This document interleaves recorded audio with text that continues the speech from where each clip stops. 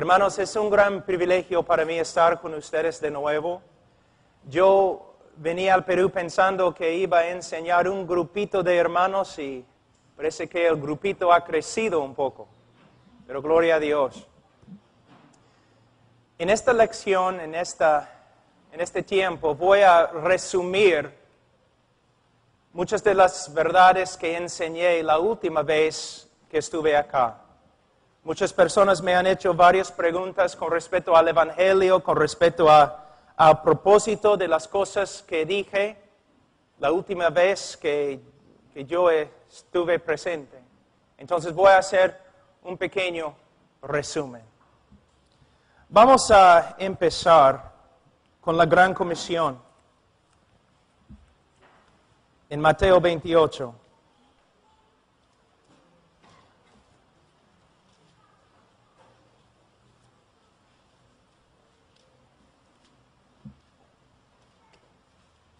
En versículo 18, Jesús se acercó y les habló diciendo: toda potestad me es dada en el cielo y en la tierra.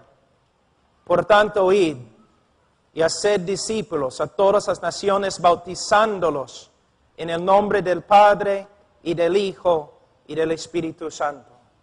Nosotros tenemos la responsabilidad de ir a todo el mundo y predicar el Evangelio. Pero tenemos que entender lo que es el Evangelio. Y no solamente debemos predicar el Evangelio, sino también tenemos que discipular a los conversos con el Evangelio y todo lo demás que se encuentra en las Escrituras. Muchas personas piensan que la obra misionera es enviar misioneros. No es. La obra misionera es enviar la verdad de Dios a través de misioneros. Podemos tener un montón de misioneros a través del mundo. Podemos tener cualquier cantidad de actividad.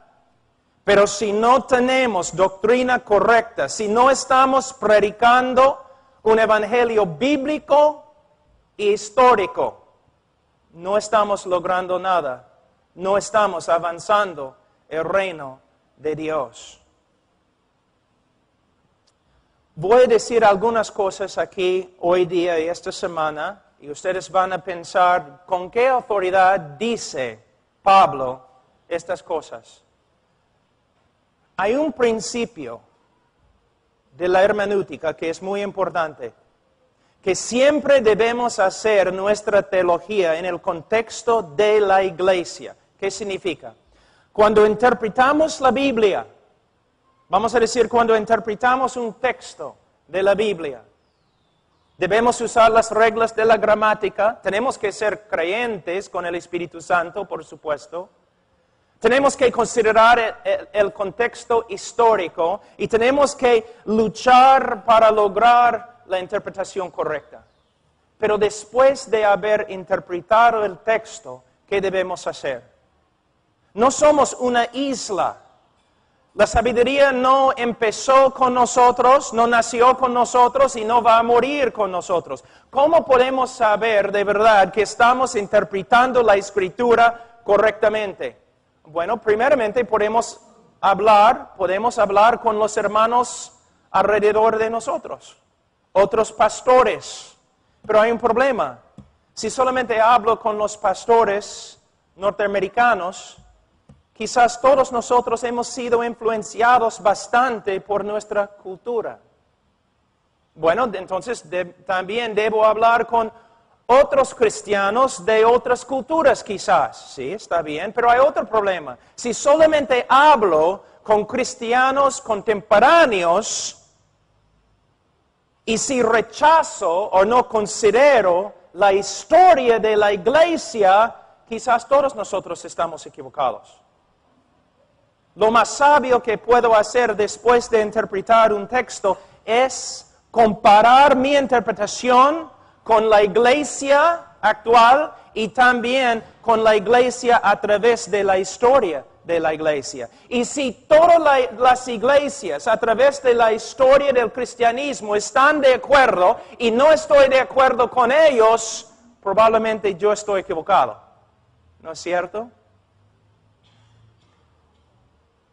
Hay hombres que dicen, bueno, es lo que creo porque es lo que dice la Biblia. No es lo que dice tu interpretación de la Biblia. Tú tienes que interpretar la Biblia, pero también tienes que comparar lo que has encontrado con los demás cristianos a través de la historia de la iglesia. Es el trabajo de un teólogo, es el trabajo de un pastor. Estudiar. Tengo una pregunta. No estoy esperando ninguna respuesta, es una pregunta. Pastores, ¿cuánto tiempo están estudiando la Biblia cada día? No solamente para preparar mensajes, sino para crecer en el conocimiento de Dios. Hay muchos que van al seminario, a un instituto bíblico, y después de graduarse del seminario ya tienen toda la verdad y no tienen que estudiar más. O solo tienen que estudiar para crear y formar sermones. Hermanos, la Biblia es tan pequeña.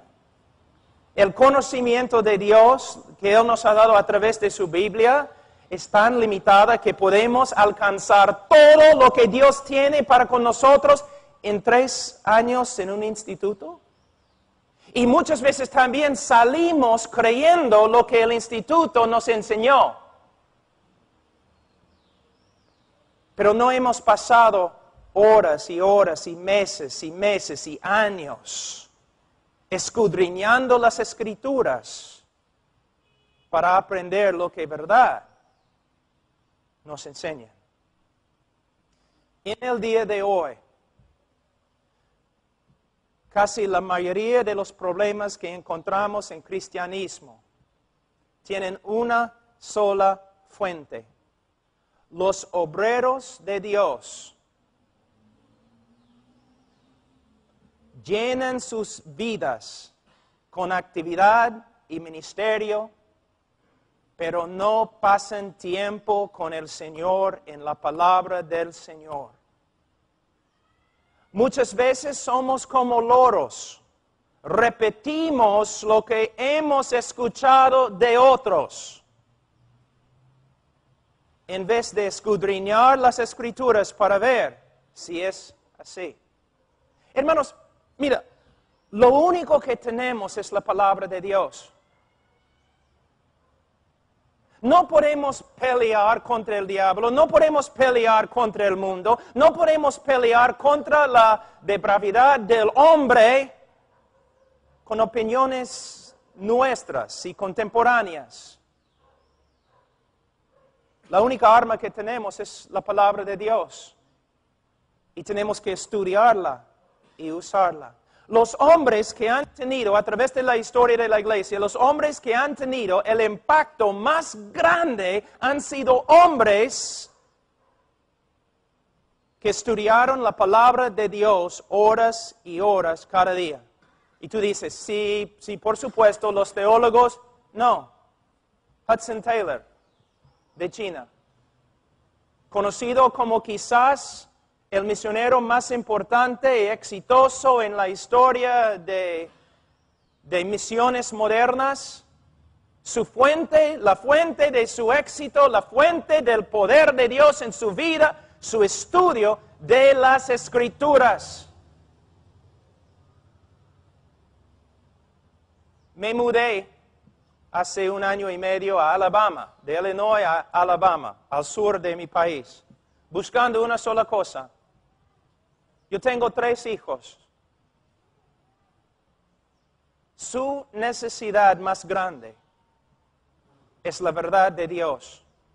Me mudé, busqué una iglesia donde el pastor, su trabajo principal es estudiar la palabra de Dios todos los días. Hay una regla.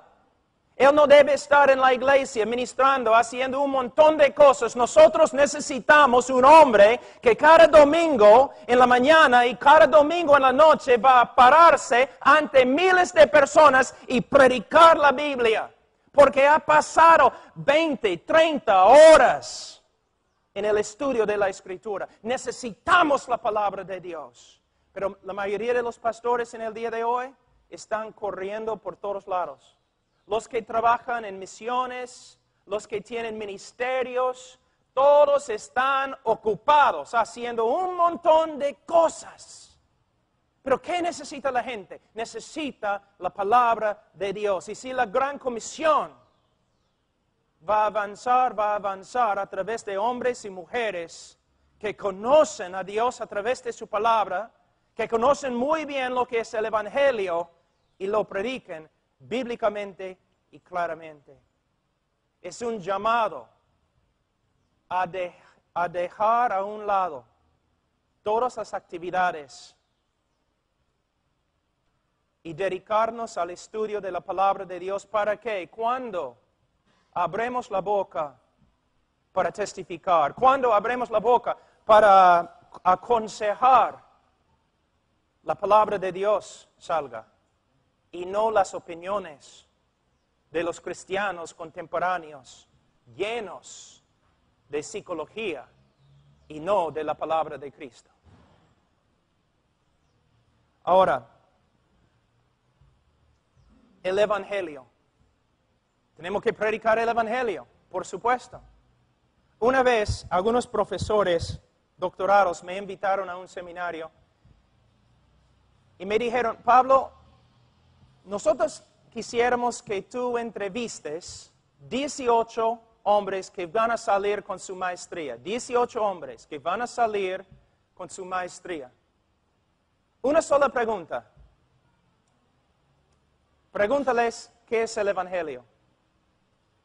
Son hombres no saliendo de un instituto bíblico, no de una universidad. No, están saliendo de la universidad con su maestría.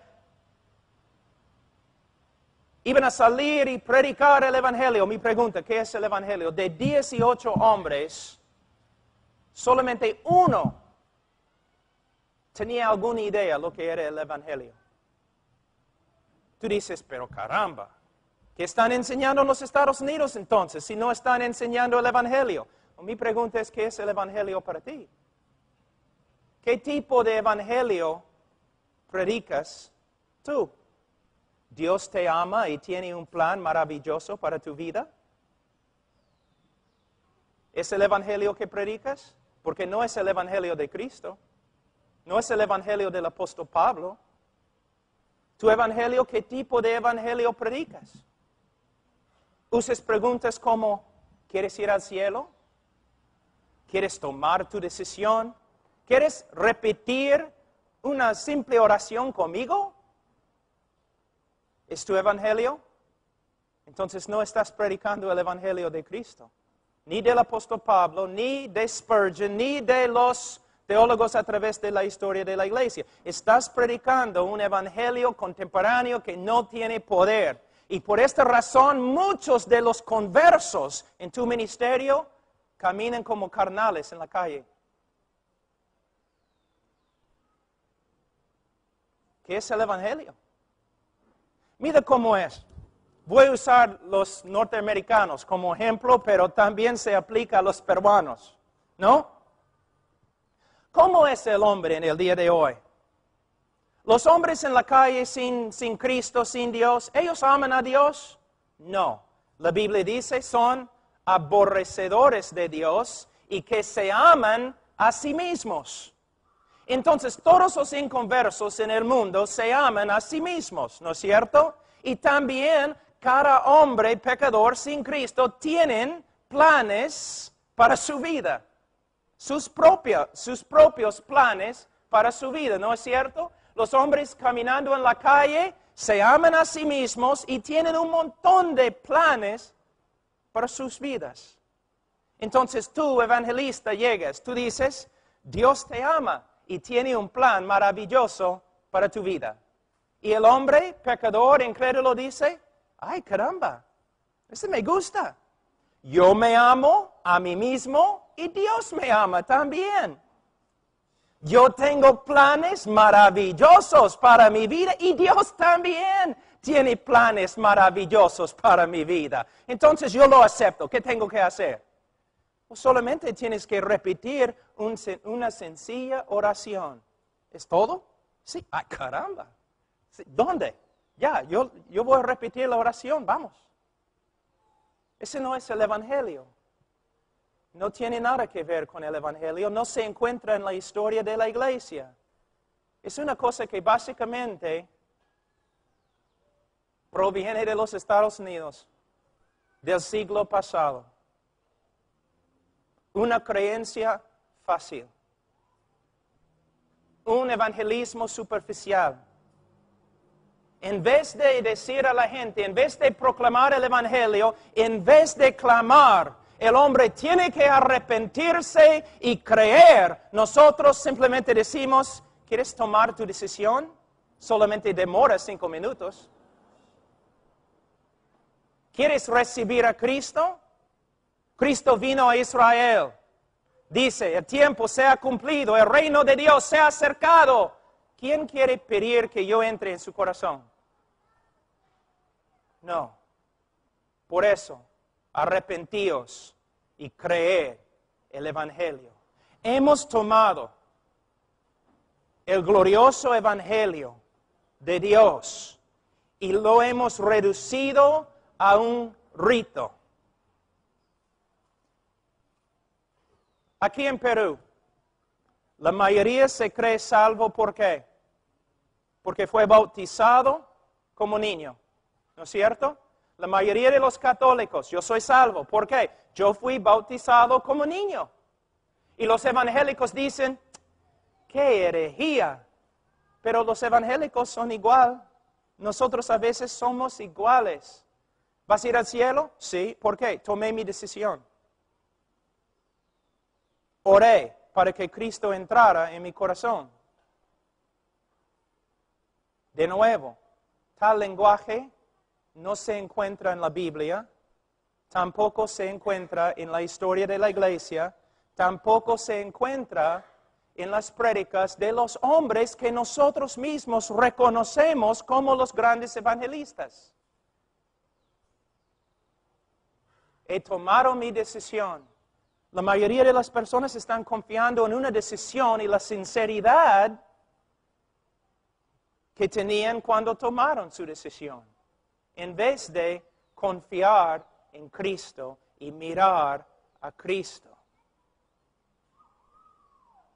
Otro problema de que hablé la última vez, la idea de qué es un creyente. ¿Qué es un creyente? ¿Cómo debe portarse un creyente? La Iglesia Católica asume, fíjate, la Iglesia Católica asume que todos sus seguidores son creyentes. Todos los que son católicos son creyentes, son salvos. Nosotros hacemos lo mismo. Todas las personas que han tomado una decisión con nosotros, nosotros decimos creyente. Y si vive en carnalidad, en el mundo, decimos que es simplemente un cristiano carnal. Y usamos un solo texto en la Biblia, en 1 Corintios 3, para justificar lo que decimos. Así es un creyente, vive como el diablo, pero es hijo de Dios. ¿Por qué? Hizo su decisión conmigo. En la Biblia, en la historia de la iglesia, uno puede tener la confianza de que es cristiano, no simplemente porque hizo su decisión, sino la Biblia dice, el que comenzó en nosotros la buena obra la perfeccionará. Y la evidencia de que somos creyentes es el fruto que llevamos. ¿El cristiano peca? Sí. ¿El cristiano lucha contra el pecado? Sí. ¿Un cristiano verdadero puede caer? Sí. ¿Un cristiano verdadero puede vivir en carnalidad toda su vida sin la disciplina del Señor? Absolutamente que no. No es una enseñanza de la Escritura. Uno de los más, si no el más famoso evangelista en todo el mundo, que supuestamente ha tenido millones y millones de conversos a través de sus campañas evangelísticas, él mismo dijo, si solamente 5% de todas las personas que han tomado decisiones en mis campañas son creyentes, voy a estar feliz. ¿Pero qué decimos nosotros? Tuvimos una campaña evangelística. Yo recuerdo una vez, hermano Zacarías, vino a mi hermano Ernesto Zacarías, años atrás, enojado. Dijo, nunca voy a tener una campaña evangelística en mi iglesia, jamás. Hermano, ¿por qué? Eres el hombre más evangelístico que conozco. Él dijo, porque tuvimos una campaña con un evangelista y como 100 personas recibieron a Cristo y ninguno de ellos llegó a la iglesia domingo. Pero yo puedo asegurarte que el evangelista se fue a otra iglesia diciendo, el Señor me usó grandemente la semana atrás. 100 personas se convirtieron, pero nadie puede encontrarlos. Mira cuán superficial es nuestra manera de evangelizar. O yo escucho evangelistas a veces diciendo, ahora es el tiempo de invitación, nadie debe moverse, todos deben mirarme, tú puedes interrumpir la obra del Señor, tenemos que estar allí callados, si no vamos a causar problemas y nadie va a recibir a Cristo. ¿Cuántos quieren a Cristo? Levantan la mano, yo veo tu mano, pasa adelante. Hacemos un montón de cosas que no se encuentran en la Biblia. El resultado, podemos escribir en nuestros informes que un montón de personas se han convertido, pero no podemos encontrar ninguno de ellos. O de 100 hay uno. O como pastores, nosotros decimos, ¿quién quiere recibir a Cristo? Una persona levanta la mano, pasa adelante y sin aconsejar, o después de aconsejar 5 minutos, decimos a toda la congregación, hermanos, mira, un nuevo hermano. ¿Cómo lo sabes? ¿El Señor ha hablado contigo personalmente? ¿Cómo sabes que esta persona se ha convertido? Después de aconsejar a la persona 5 minutos, como el Papa, lo declaramos salvo y jamás hablamos con él, nunca más hablamos con él acerca de su salvación. Y si sale y vive como el diablo, decimos, mira, eres cristiano, debes vivir de otra forma. ¿No sería mejor, si una persona pasa adelante, no sería mejor decir, gloria a Dios, parece que el Señor está obrando? He hablado algunos minutos con nuestro amigo aquí y él ha confesado a Cristo como su Señor y Salvador. Si de verdad ha creído en Cristo, es salvo. Pero en esta iglesia nosotros amamos a las almas. Entonces vamos a aconsejar, vamos a pasar tiempo con él, vamos a pasar por el libro de 1 de Juan, vamos a estar hablando, aconsejando, enseñando a esta persona para que venga a una seguridad bíblica de su salvación.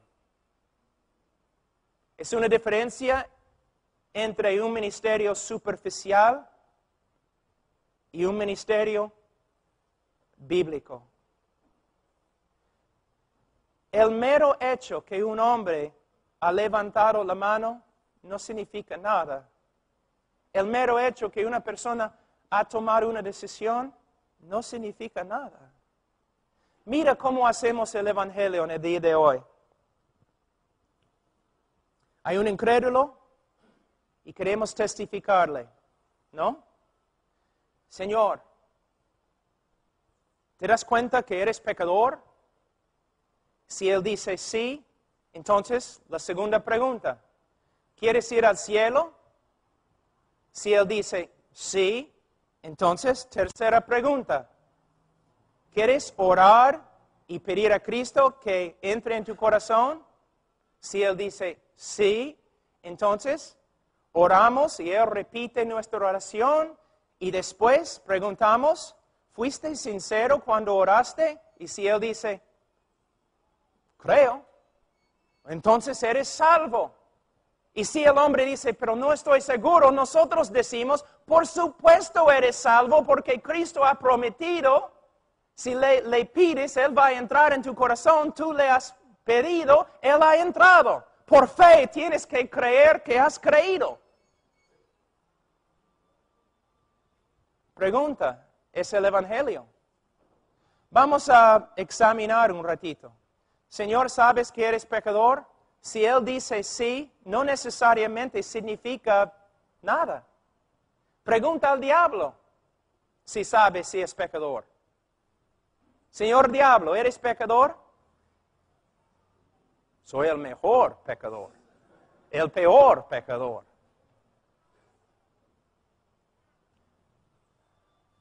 Los bautistas antiguos, especialmente Juan Bunyan, en el Progreso del Peregrino, ellos enseñaron, no importa si un hombre dice que es pecador, hay otra pregunta más importante, más profunda.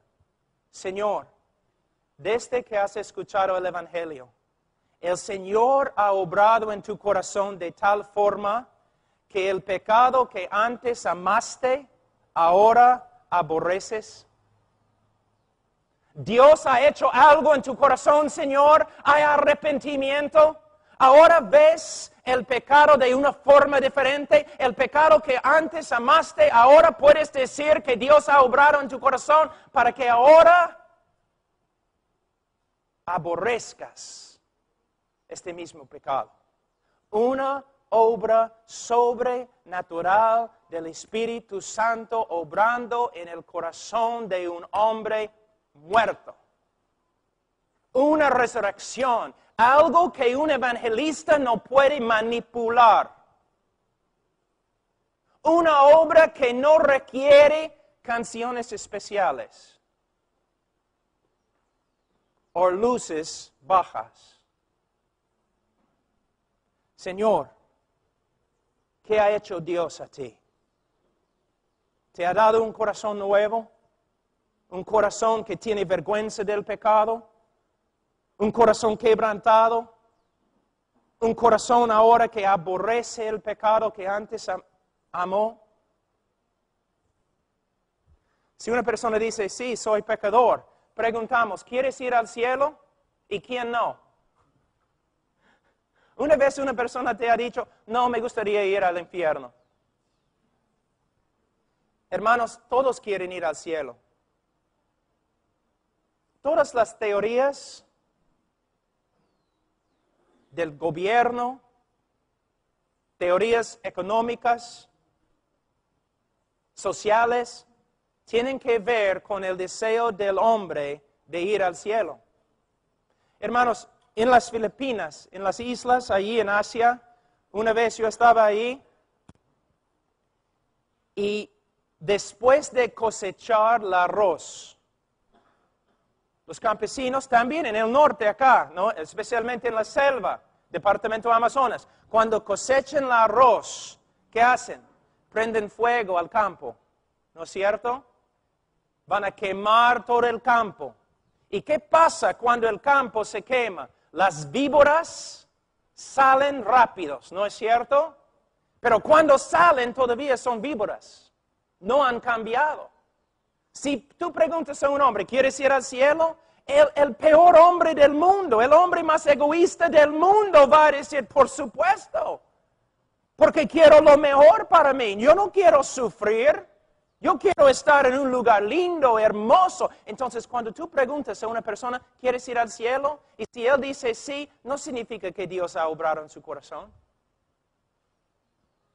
Solamente quiere salvar su propia piel.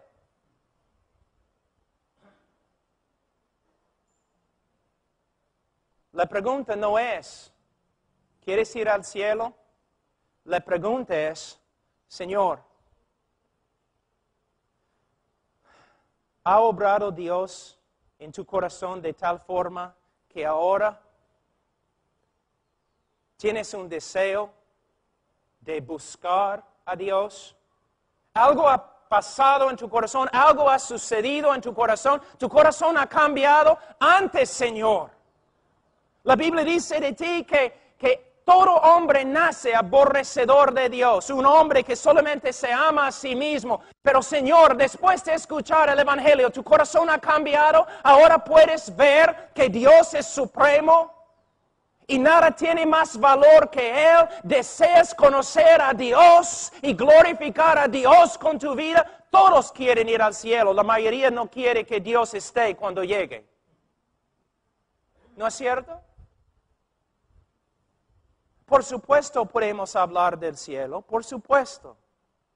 Pero hermanos, mira lo que estamos haciendo. De nuevo, tenemos un hombre lleno de sí mismo, que tiene grandes y maravillosos planes para su vida, y venimos nosotros con nuestro evangelio, decimos, Dios te ama tanto como tú te amas, aún más. Dios tiene planes más maravillosos que tus planes. El hombre dice, caramba, todo el universo gira alrededor de mí. En vez de, Señor, aquí es lo que la Biblia dice acerca de ti. Usando la Escritura con amor y compasión, pero usando la Escritura y la ley de Dios para exponer su pecado. Para que el Espíritu de Dios pueda usar la palabra de Dios para crear arrepentimiento en su corazón. Y hablando no del cielo, hablando de Dios. Dios, Señor, una obra Dios ha hecho en tu corazón para que ahora ames a Dios, desees a Dios. ¿Cuántas personas vienen a mí? Quiero recibir a Cristo. ¿Por qué? Porque quiero que Él arregle mi vida. Es lo que predicamos en el día de hoy. Debes venir a Cristo. ¿Por qué? Porque Él puede arreglar tu vida. No tienes dinero, Él puede darte dinero. Estás enfermo, Él puede sanarte. Tu familia está mal, Él puede arreglar todo. No debes venir a Cristo porque Cristo es digno. Porque Él te creó. Él es el Señor del universo. Él es merecedor de toda alabanza y gloria.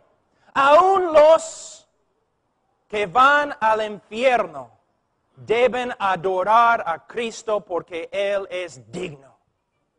El hombre no es el centro del universo y tampoco es el centro del Evangelio. Dios y su Cristo es el centro del Evangelio. Pero tenemos un Evangelio totalmente humanista. Humanista. Dios te ama. Y Dios tiene un plan maravilloso para tu vida. Si una persona dice, sí, quiero ir al cielo, entonces decimos, entonces, ora esta sencilla oración conmigo. En el libro de Hechos, en alguna parte, se usa este método. Jesús una vez usó este método. Tú dices, pero Romanos 10 no dice, no es una base bíblica para esta forma de evangelismo. Debemos decir, repite esta oración. No, ¿qué debemos hacer? Debemos hacer exactamente lo que Jesús hizo y lo que los apóstoles hicieron. Señor, para ser salvo, la Biblia manda que te arrepientas, que reconozcas tu pecado y que dejes tu pecado y que te acerques a Dios por medio de la fe en el Señor Jesucristo. ¿Qué debo hacer entonces? Clama al Señor que te salve. Si tu corazón está quebrantado, si reconoces tu pecado, entonces clama al Señor hasta que te salve. ¿Sabe qué? Algunas personas se ponen de rodillas y así se levantan. Caramba, el Señor me ha salvado. El Señor me ha salvado. Algunas personas tienen que luchar y pelear meses. ¿No es interesante que casi todas las personas que han recibido a Cristo contigo lo han hecho en algunos minutos? Pero a través de la historia encontramos hombres a veces sufriendo tanto bajo la convicción del pecado, clamando al Señor, sálvame, sálvame, buscando al Señor en la Escritura, meses y meses y un día el Señor los salva. Pero no necesitamos hacer esas cosas en el día de hoy porque nosotros tenemos un método mejor, un método instantáneo, ¿no?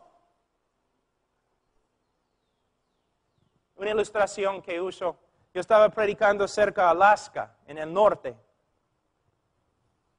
Y un señor entró en la iglesia. Cuando empecé a predicar, él entró.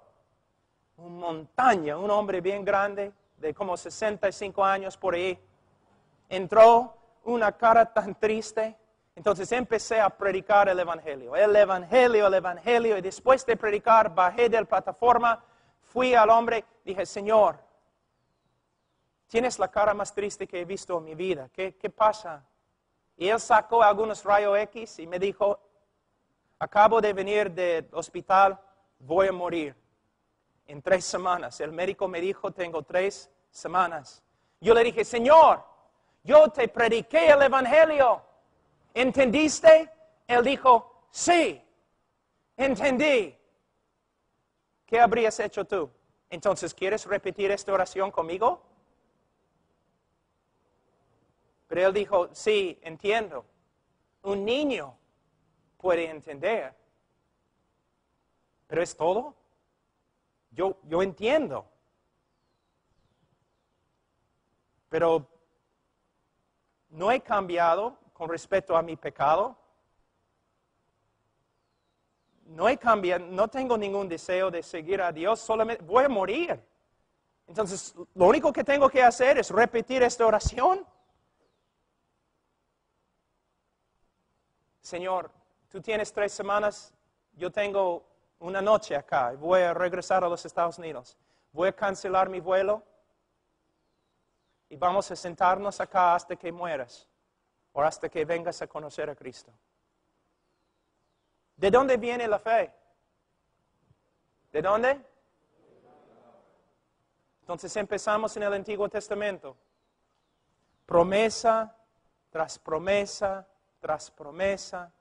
Romanos 1 a 3, capítulos 1 y 3, hablando del pecado y la seriedad del pecado como una abominación ante Dios. Poco a poco,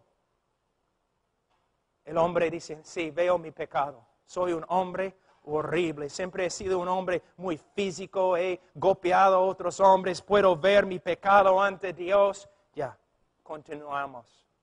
Más y más y más. Promesa tras promesa. Después de algunas horas,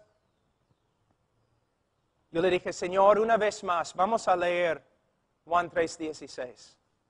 Y él dijo, bueno, está bien.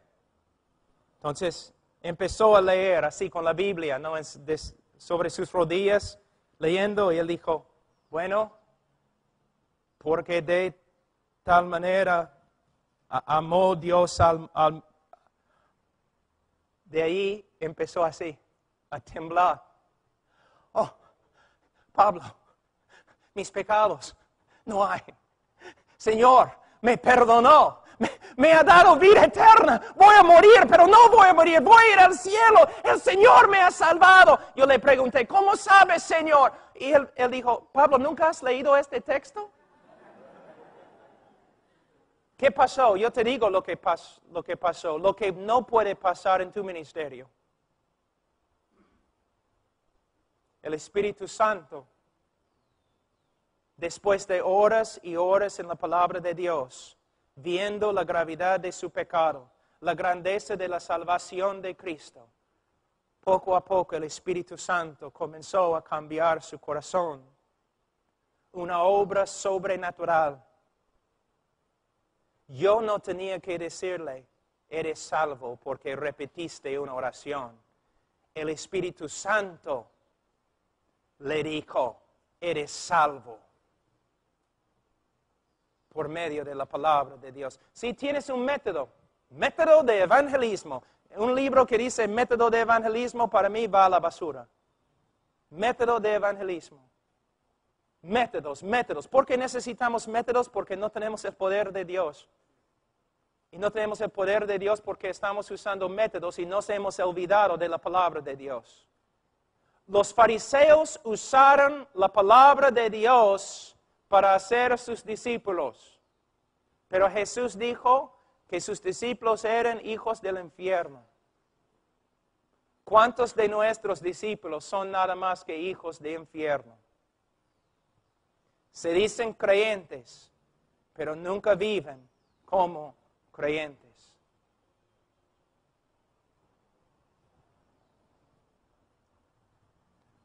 Hermanos,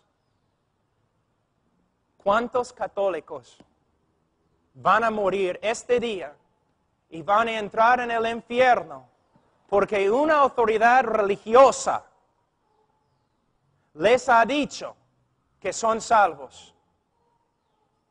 Otra pregunta, ¿cuántos evangélicos van a morir y van a entrar en el infierno porque una autoridad evangélica les ha dicho que son salvos, pero el Espíritu Santo, a través de la palabra de Dios, nunca confirmó su obra en su corazón? ¿Cuántas personas en mi propio ministerio, yo tengo que decir eso, yo tengo que ser honesto, como joven evangelista, predicando en las calles, predicando en la sierra, predicando en la selva, usando todos los métodos de evangelismo que todos me habían enseñado, los fundamentalistas, los bautistas, todos me enseñaron, tienes que hacerlo así, tienes que levantar la mano, tienes que pedir que pasen adelante, hay etapas, tienes que usar música de tal forma, tienes que aprender cómo hablarles para que tomen su decisión y todo lo que también ustedes han aprendido. Pero estudiando la Escritura y estudiando la historia de evangelismo de los hombres y predicadores más exitosos a través de la historia de la iglesia, yo veo que ellos no hacían nada de lo que hacemos en el día de hoy. Todos dicen, Spurgeon, ese el predicador más grande que ha vivido desde los apóstoles. Estoy de acuerdo. El problema, él no está de acuerdo con nosotros. Jorge Whitfield, el más grande evangelista. Uno de los avivamientos más grandes en la historia de la iglesia a través de él. Sí. El problema es que él predicó otro evangelio que nosotros. Hudson Taylor, el gran misionero de China, como él es mi héroe. El problema es que su evangelio era diferente que lo tuyo.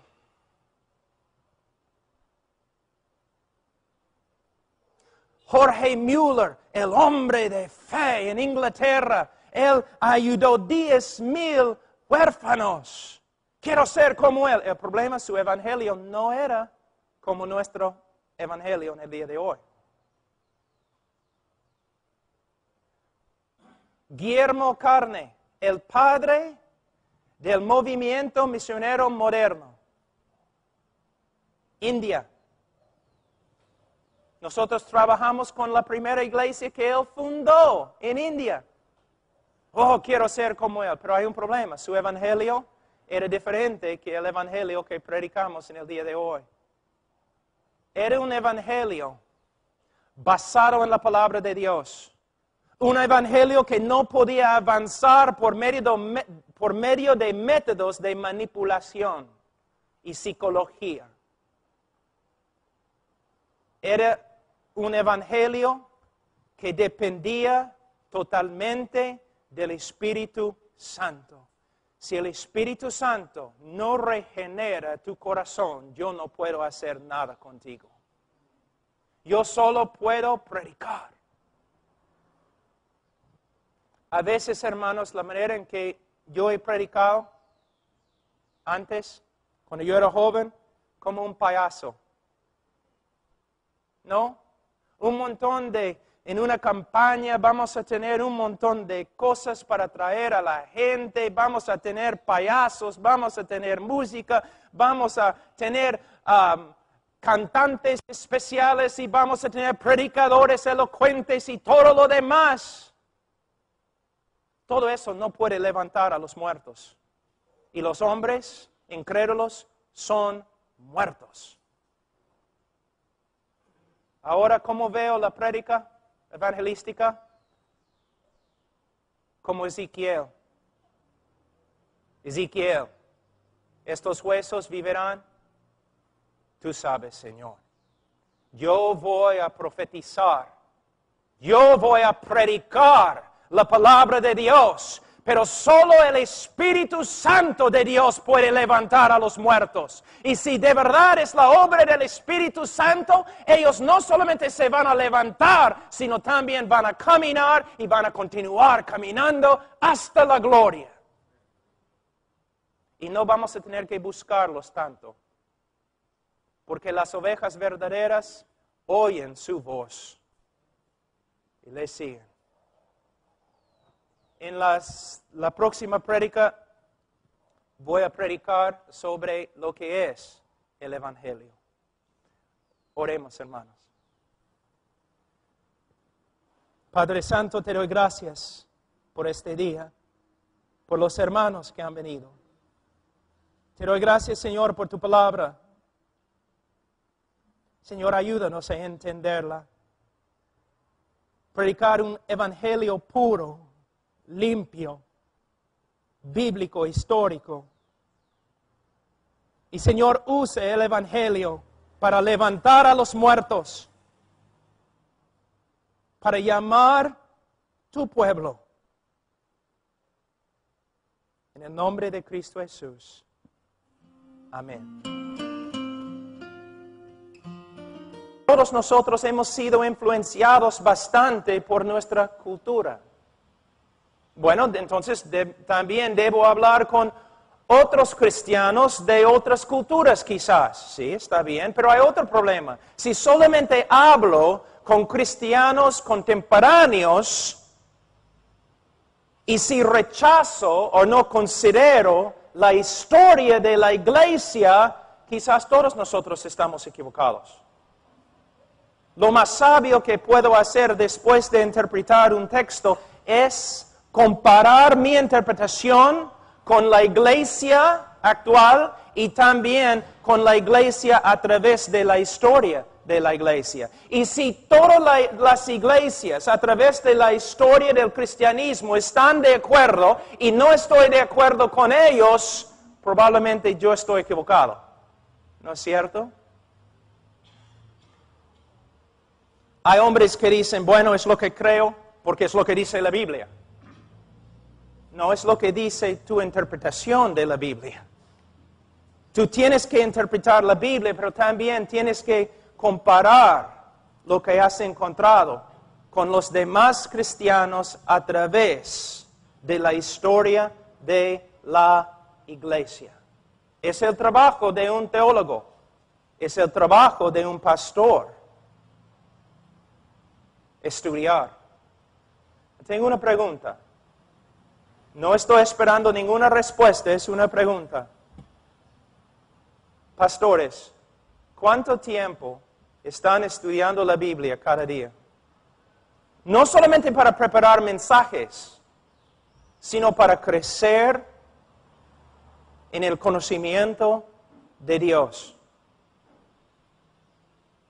Hay muchos que van al seminario, a un instituto bíblico, y después de graduarse del seminario ya tienen toda la verdad y no tienen que estudiar más. O solo tienen que estudiar para crear y formar sermones.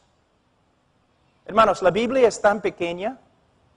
El conocimiento de Dios que Él nos ha dado a través de su Biblia es tan limitada que podemos alcanzar todo lo que Dios tiene para con nosotros en 3 años en un instituto. Y muchas veces también salimos creyendo lo que el instituto nos enseñó. Pero no hemos pasado horas y horas y meses y años en el cielo y en la tierra. Por tanto, id y haced discípulos a todas las naciones, bautizándolos en el nombre del Padre y del Hijo y del Espíritu Santo. Nosotros tenemos la responsabilidad de ir a todo el mundo y predicar el Evangelio. Pero tenemos que entender lo que es el Evangelio. Y no solamente debemos predicar el Evangelio, sino también tenemos que discipular a los conversos con el Evangelio y todo lo demás que se encuentra en las Escrituras. Muchas personas piensan que la obra misionera es enviar misioneros. No es. La obra misionera es enviar la verdad de Dios a través de misioneros. Podemos tener un montón de misioneros a través del mundo. Podemos tener cualquier cantidad de actividad. Pero si no tenemos doctrina correcta, si no estamos predicando un evangelio bíblico e histórico, no estamos logrando nada. No estamos avanzando el reino de Dios. Voy a decir algunos.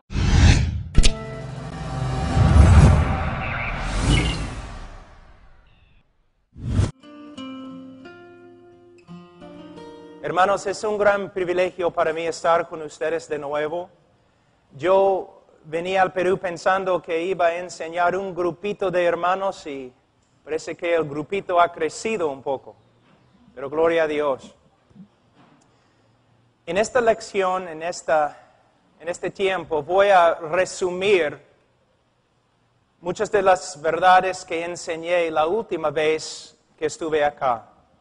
Muchas personas me han hecho varias preguntas con respecto al Evangelio, con respecto al propósito de las cosas que dije la última vez que yo estuve presente. Entonces voy a hacer un pequeño resumen.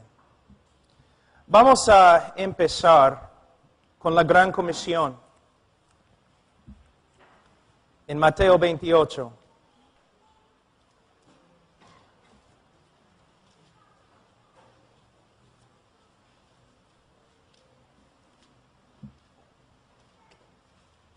En versículo 18, Jesús se acercó y les habló diciendo: toda potestad me es dada en algunas cosas aquí, hoy día y esta semana, y ustedes van a pensar, ¿con qué autoridad dice Pablo estas cosas?